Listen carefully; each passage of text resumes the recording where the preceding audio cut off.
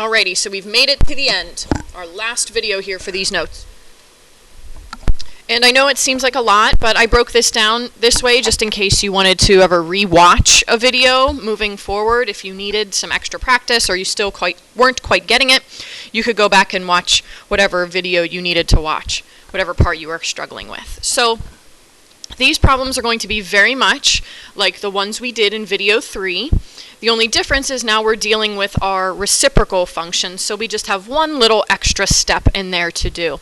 So the first thing I would do is I would always write the trig function that is the main one that's the reciprocal of the one you're given. So if we're given secant, the reciprocal is cosine. If you're given cotangent, the reciprocal is tangent.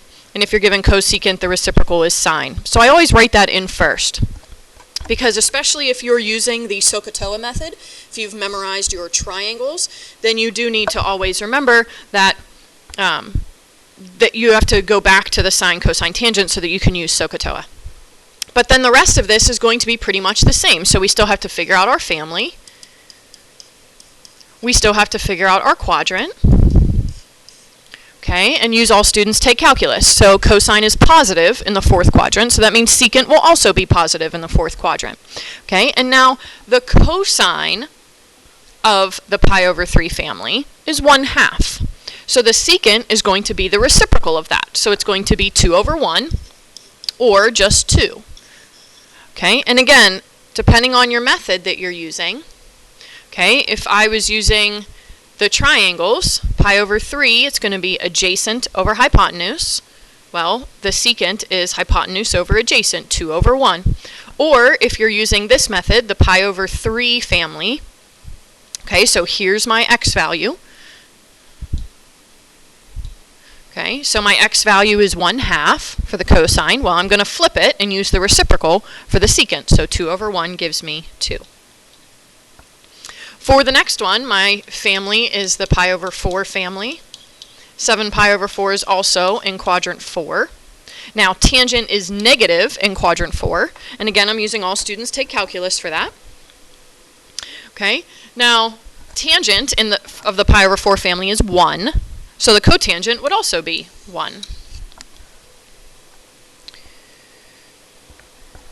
And then finally, down here, we're in the pi over 6 family. 11 pi over 6, also in quadrant 4. I stayed consistent. Sine is negative in quadrant 4. Okay, now the sine of the pi over 6 family is 1/2. So that means this is also going to be 2, because the reciprocal of 1/2 is 2. Okay, so you are going through the same process. You're figuring out what family the angle is in, what quadrant the angle is in, using all students take calculus to figure out if it's positive or negative. And then you're going to go through and find your value either with the SOHCAHTOA and the triangles or with the x, y, r and the points. And then you're just going to take the reciprocal of your answer. So you would focus on sine, cosine, and tangent first, and then just take the reciprocal. Okay, so pause the video now, and you can try the next 3.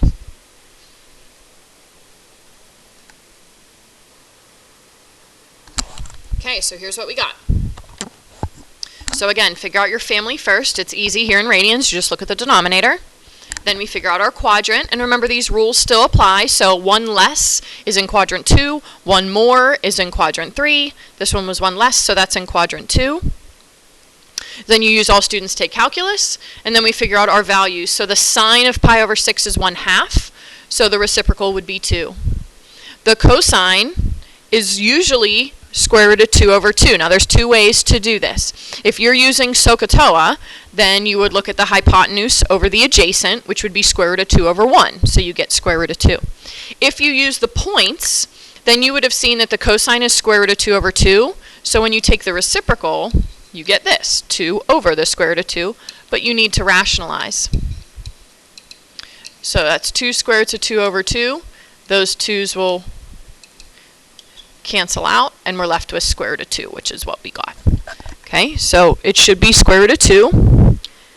And then tangent here is usually square root of 3 over 1. So cotangent would be 1 over the square root of 3, which again you have to rationalize to get square root of 3 over 3. Okay, So let's try one in degrees. Okay, so first off, I have sine, sine, cosine. Okay, now I have to figure out my quadrant and my family. So 150 is in quadrant 2, and that's going to be the pi over 6 family. Because my reference angle would be 30 degrees, we would subtract from 180, you'd get 30, which is pi over 6. And the sine of pi over 6 is 1/2, so the reciprocal would be 2. And sine is positive in quadrant 2, so it'll stay positive. 240 is in quadrant 3, and that's part of the pi over 3 family, because I would subtract 180, giving me 60 degrees, which is pi over 3. In quadrant 3, the sine and the cosecant are negative. And now the value of the sine for the pi over 3 family is square root of 3 over 2. So for the cosecant, when you take the reciprocal, you get 2 over the square root of 3, which after rationalizing is 2 square roots of 3 over 3. And finally, 300 here is in quadrant 4. And the family that it belongs to is the pi over 3 family. 360 minus 300 is 60 degrees, which is pi over 3. In quadrant 4, cosine's positive. And cosine of pi over 3 is 1/2, so the secant is going to be 2. Okay, so again, there's a give and take here between radians and degrees. Radians, it's a little bit easier to figure out what family it's in. Degrees, it's a little bit easier to figure out what quadrant it's in. So either way, there's I would say, an easy part and a difficult part. But remember, moving forward, we are going to focus on radians a little bit more. Okay, but go ahead, pause the video, and try these last 3. All right, so here we go. We had a cosine and 2 tangents. We had a quadrant 2, 3, and 4. Okay, all students take calculus, so don't forget. The 2 tangents ended up being both were in the pi over 4 family, so both values were 1. We had a positive when you're in quadrant 3 and a negative when you're in quadrant 4. And then the cosine of pi over 3 is 1/2, so the secant would be -2. Okay? All right, so the last 2 slides there, okay, are just practice. Okay, so it's just giving you some more practice. There's no reciprocal functions there. It's just the main 3, sine, cosine, tangent. The first slide is radians. The second slide is degrees. So again, go through both of those slides. You can pause this video, go through both, and then you can restart the video and see how you did.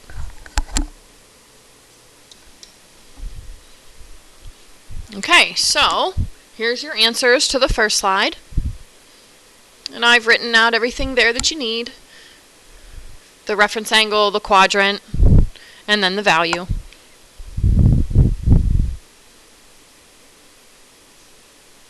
And then here's the last slide. So again, I've written out the family, the quadrant, and the value. And this is really what your test is going to be like. After these notes, there's no new notes to learn. We're just going to keep practicing and practicing and practicing. Okay, so you'll see your homework tonight.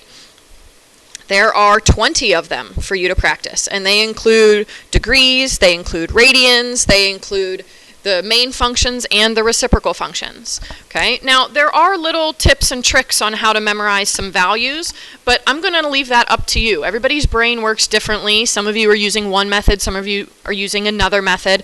Everybody's going to come up with a way that they can remember it best. Okay, so if you are having trouble memorizing them or you just can't get it, just come and see me, and I will help you through it, and I will figure out a way. Maybe we'll make some flashcards, and maybe I'll show you, a different way to think about it. But the more and more you practice this, the better you're going to get. Okay, and if you're still not sure of what method you want to use, that's okay too. Eventually, your brain will just click, and you'll have that.